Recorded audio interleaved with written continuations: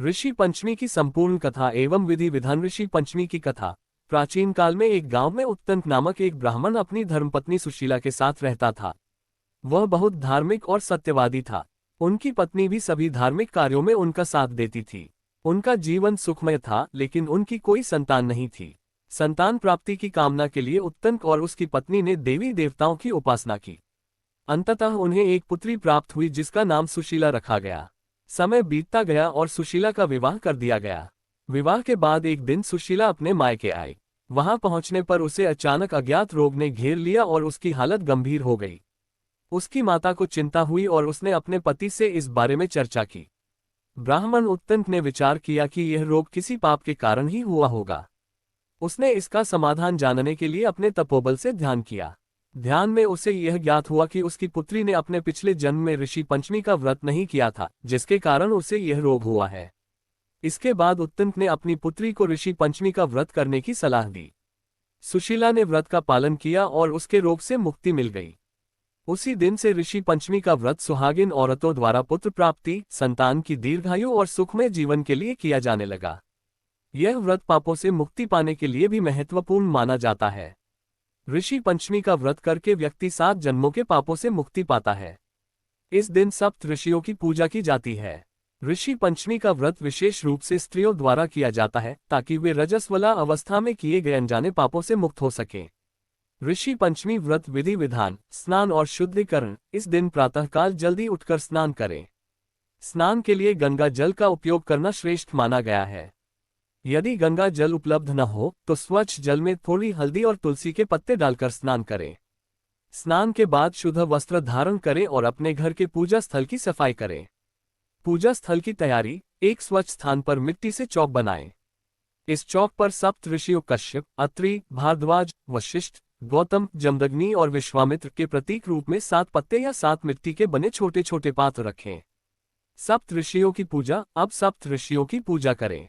उन्हें चंदन, फूल, अक्षत, चावल, धूप, दीप आदि अर्पित करें। सप्त ऋषियों के नाम का ध्यान करते हुए कश्यप, अत्रि, भारद्वाज, वशिष्ठ, गौतम, जमदग्नि और विश्वामित्र मंत्र का उच्चारण करें।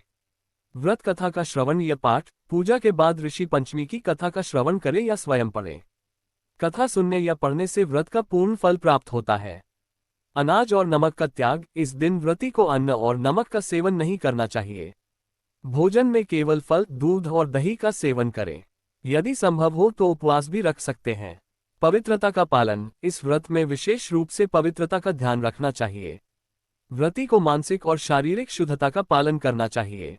व्रत करने वाली महिलाएं इस दिन बिना छीले हुए फल, कंदमूल और दही का सेवन करती हैं। दातुन का विशेष महत्व। इस दिन दातुन करने का विशेष महत्व है। दातुन के लिए नीम, बबूल या आंवला की दातुन का प्रयोग करें। माना जाता है कि इससे पापों का नाश होता है और व्रती को पवित्रता प्राप्त होती है। गंगा स्नान। यदि संभव हो तो इस दिन गंगा स्नान भी करें। गंगा स्नान से व्यक्ति के समस्त पापों का नाश होता है और वह पुण्य का भागी बनता है।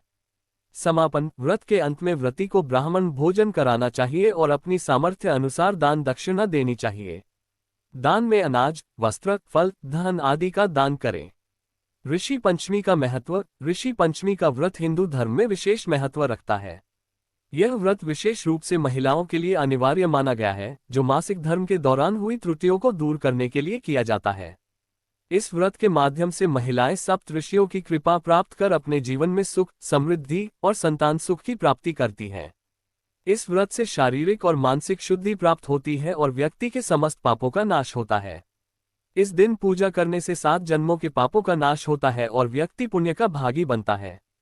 यह व्रत केवल स्त्रियों के लिए ही नहीं, बल्कि पुरुषों के लिए भी महत्वपूर्ण माना गया है। जो व्यक्ति सच्चे मन से ऋषि पंचमी का व्रत करता है, उसे जीवन में कभी भी कष्टों का सामना नहीं करना पड़ता है।